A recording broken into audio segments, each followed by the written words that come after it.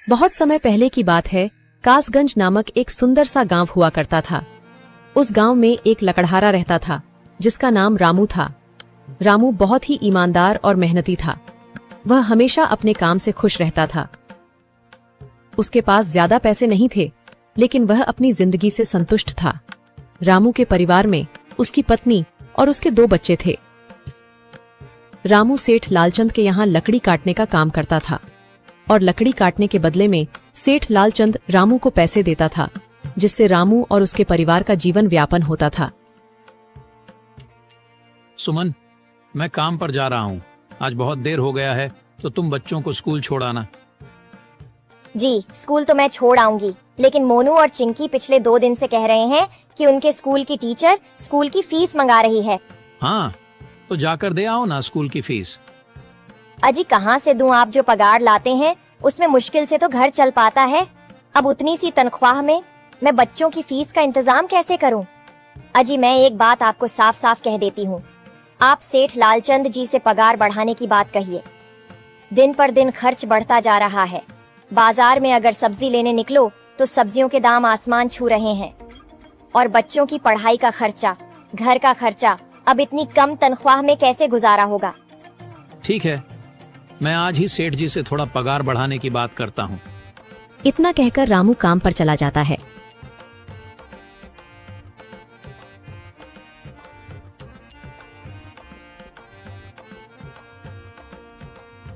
अरे भाई, आज तो पगार का दिन है।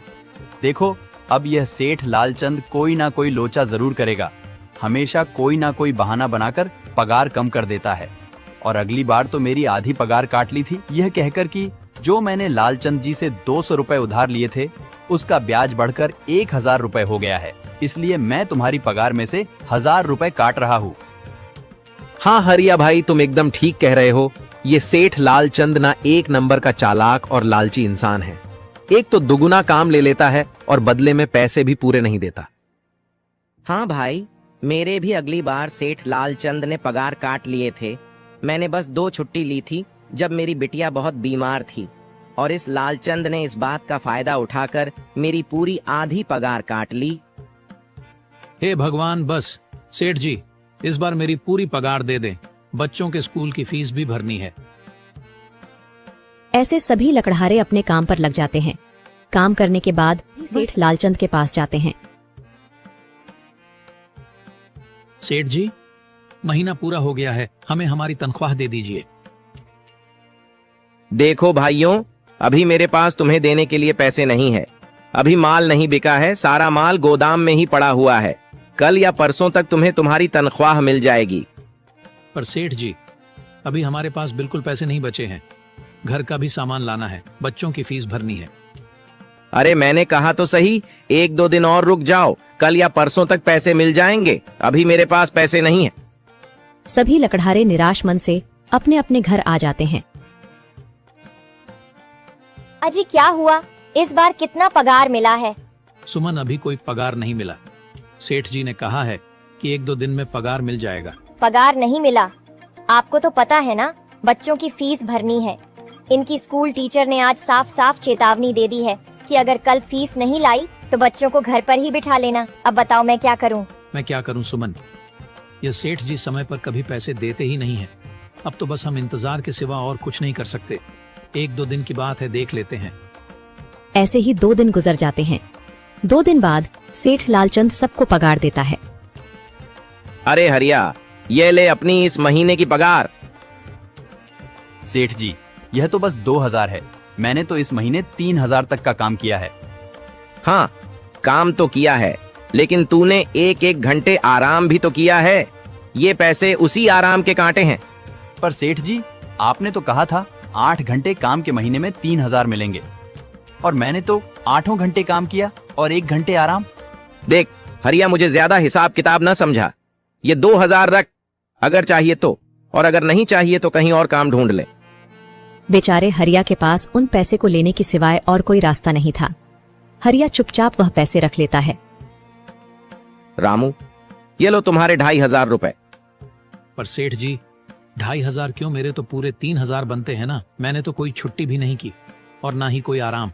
मैंने तो अपना सारा काम समय पर किया है। हाँ, समय पर तो किया है, पर इस समय बाजार में लकड़ियों का दाम काफी सस्ता हो गया है। इस वजह से अभी तुम्हें भी पगार कम ही मिलेगी जब तक लकड़ियों का दाम नहीं बढ़ता। पर सेठ जी, बात तो 3,000 की हुई थी ना, अब 2,500 में मैं कैसे घर चलाऊंगा? बच्चों की स्कूल की फीस भी भरनी है सेठ जी। इस बार आप पूरे पैसे दे दीजिए। 2,500 ही मिलेंगे तुझे। यहाँ काम करना है तो कर, वरना कहीं और काम ढूंढ ले। बेचारे हरिया के पास उन पैसे को लेने की सिवाय और कोई रास्ता नहीं था।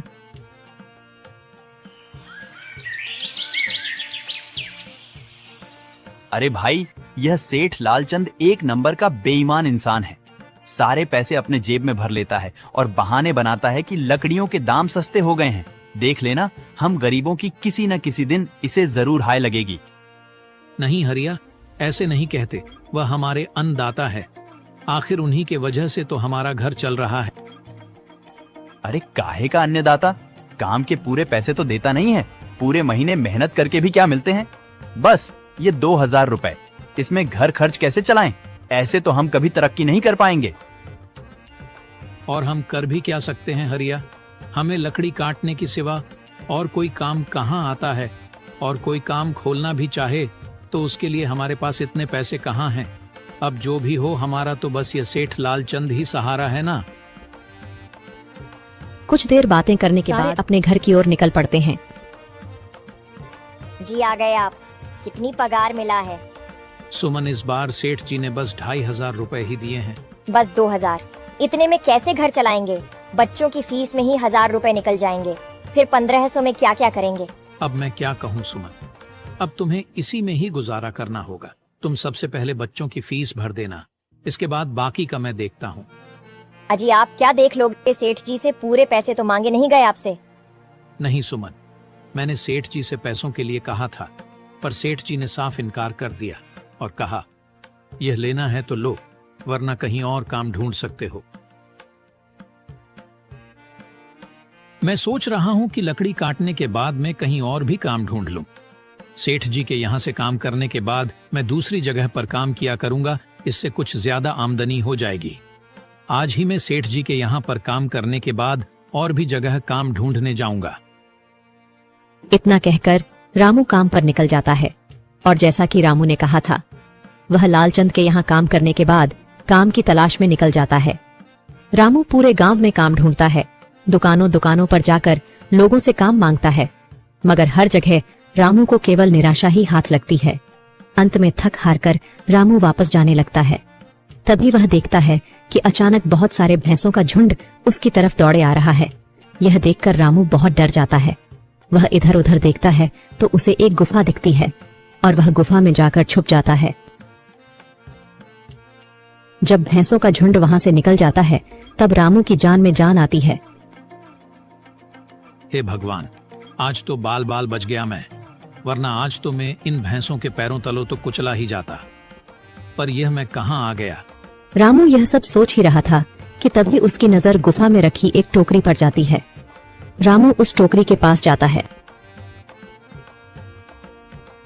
ये कैसी गुफा है? ये कैसी टोकरी यहाँ पड़ी है? इसे मैं घर ले जाता हूँ, सामान रखने के काम आ जाएगी। रामू जैसे ही उस टोकरी को हाथ लगाता है, गुफा में से एक आवाज आती है, रुक जाओ, इसे छूने की कोशिश मत करो। यह आवाज सुनकर रामू एकदम पीछे हट जाता है। तभी गुफा में एक जिन्न प्रकट हो जाता है और वह रामू से कहता है, कौन हो तुम और मेरी गुफा में क्या कर रहे हो? मुझे माफ करना, आप जो भी हो। कुछ भैंसों का झुंड मेरे पीछे पड़ गया था और उनसे बचने के लिए मैं इस गुफा में आकर छिप गया और फिर मेरी नजर इस टोकरी पर गई। माफ कीजिए, मुझे लगा यहाँ कोई नहीं है तो यह टोकरी किसी की नहीं होगी, इसलिए मैंने इसे छुआ। रामू, तुम्हें डरने की जरूरत नहीं है। मैं तुम्हारे बारे में सब जानता हूँ। मेरी नजर एक बार भी जिस पर पड़ जाती है, मैं उसका इतिहास अपनी खुली आंखों से देख सकता हूँ। पर आप है कौन और आप इतने विचित्र क्यों दिखाई पड़ रहे हैं? आप अपना परिचय दीजिए, कौन है आप? मैं एक जिन हूँ और मैं कई सालों से इस गुफा की रक्षा कर रहा हूँ। यह गुफा मेरे पूर्वजों की है। इस गुफा में केवल वही इंसान घुस सकता है जिसका मन बिल्कुल पवित्र हो। अगर तुम अपवित्र होते तो तुम इस गुफा में कभी नहीं घुस पाते। तुम एक सच्चे इंसान हो, इसलिए तुम इस गुफा में घुस पाए और इस टोकरी को छू पाए। अब तुमने इस टोकरी को छुआ है तो यह टोकरी तुम्हारी हुई। नहीं, मुझे ये टोकरी नहीं चाहिए, मैं तो बस देख रहा था। डरो मत रामू, तुम ये टोकरी ले जाओ। ये कोई साधारण टोकरी नहीं है, बल्कि यह जादुई टोकरी है। जादुई टोकरी?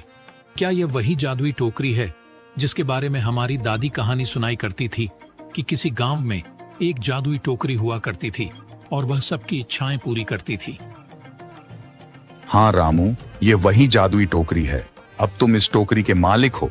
तुम इसके इस्तेमाल से अपनी स्थिति सुधार सकते हो, पर याद रखना, तुम जो भी वस्तु इस टोकरी में एक बार डालोगे, वह चीज ही तुम्हें बार बार इस टोकरी में डालनी होगी। इसके अलावा तुम और दूसरी कोई चीज इस टोकरी में नहीं डाल सकते। अगर तुमने ऐसा किया तो इसका परिणाम तुम्हें ही भुगतना होगा।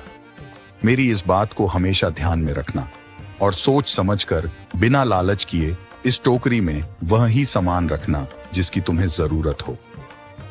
रामू टोकरी को लेकर घर आ जाता है।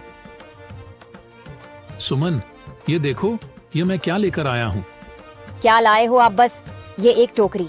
सबसे पहले यह बताइए, आप तो काम की तलाश में गए थे ना, तो कोई दूसरा काम मिला कि नहीं? नहीं। अरे सुमन, मेरी पूरी बात तो सुनो। ये कोई ऐसी वैसी टोकरी नहीं है, बल्कि ये एक जादुई टोकरी है। रामू सुमन को वह सारी घटना के बारे में बताता है जो उसके साथ हुई। अच्छा, तो आपका कहने का मतलब है कि इस टोकरी में हमें कोई ऐसी चीज डालनी होगी जिसकी हमें सबसे ज्यादा जरूरत हो। हाँ सुमन, हमें सोच समझकर ही इसमें कोई चीज डालनी होगी। रामू थोड़ी देर सोचता है, फिर उसका ध्यान उन लकड़ियों पर जाता है जो एक बार उसने सुमन को रखने को दी थी। सुमन, तुम्हें याद है, एक बार मैं जंगलों में लकड़ियां काटने गया था तो मुझे एक चंदन की लकड़ी मिली थी और वह मैंने तुम्हें लाकर दे दी थी। हाँ, दी तो थी। तो तुम उस लकड़ी को ले आओ। हम उस चंदन की लकड़ी को ही इसमें डालेंगे और उस लकड़ी से अपना एक व्यापार शुरू करेंगे। सुमन चंदन की लकड़ी को ले आती है और उसे टोकरी में डाल देती है। वह जैसे ही चंदन की लकड़ी उस टोकरी में डालते हैं, उसमें कई सारी लकड़ियां आ जाती हैं। अरे वह, यह तो चमत्कार ही हो गया। ये देखिए, कितनी सारी चंदन की लकड़ियां हो गई। अगर आप इसको बेचेंगे तो इससे काफी अच्छे पैसे मिलेंगे। हाँ राधा, मैं कल सुबह बाजार जाकर इनको बेच आऊंगा और जो पैसे मिलेंगे उससे हम अपने मोनू और चिंकी के स्कूल की फीस भर देंगे और बाकी बचे पैसों को संभाल कर रख लेंगे। अगले दिन रामू लालचंद सेठ के यहाँ काम पर न जाकर चंदन की लकड़ियों को बेचने के लिए बाजार की ओर निकल पड़ता है। वहाँ पर रामू चंदन की लकड़ियों को बहुत ही कम दामों में बेचा, जिसकी वजह से आम लोगों के साथ साथ बड़े व्यापारियों ने भी रामू से चंदन की लकड़ियां खरीदी। लकड़ियों को बेचकर रामू को काफी अच्छे पैसे मिले। पैसों को लेकर चंदन घर आ जाता है। ये देखो सुमन, उन लकड़ियों को बेचकर मुझे कितने सारे पैसे मिले हैं। ये लो कुछ पैसे, इससे तुम कल मोनू और चिंकी के स्कूल की फीस भर देना। अच्छा, तो मैं काम पर जाता हूँ। अजी, आपके पास तो अब यह जादुई टोकरी है, तो अब आपको उस सेठ लालचंद के यहाँ काम करने की क्या जरूरत है? हाँ सुमन, मैं सेठ लालचंद जी के यहाँ काम पर नहीं जा रहा, बल्कि मैं तो वहाँ पर जो काम कर रहे बाकी के लकड़हारे हैं उन्हें ये खुशी की खबर देने जा रहा हूँ, क्योंकि सेठ लालचंद जी से मेरे साथ साथ वह लकड़हारे भी बहुत परेशान थे। इसलिए अगर मेरा भला हो रहा है तो क्यों ना मैं उन सभी का भला करूं। वह सभी बहुत ईमानदार लकड़हारे हैं, वह सभी बहुत मेहनत से काम करते हैं, मगर लालचंद ने कभी भी उनको उनकी मेहनत के सही पैसे नहीं दिए। इसलिए मैंने सोचा है क्यों ना मैं उनको अपने इस काम में शामिल कर लूं। हाँ जी, बात तो आपकी बिल्कुल सही है। अगर आप सभी लोग एक साथ मिलकर काम करेंगे तो हम सब बहुत जल्द ही तरक्की हासिल कर लेंगे।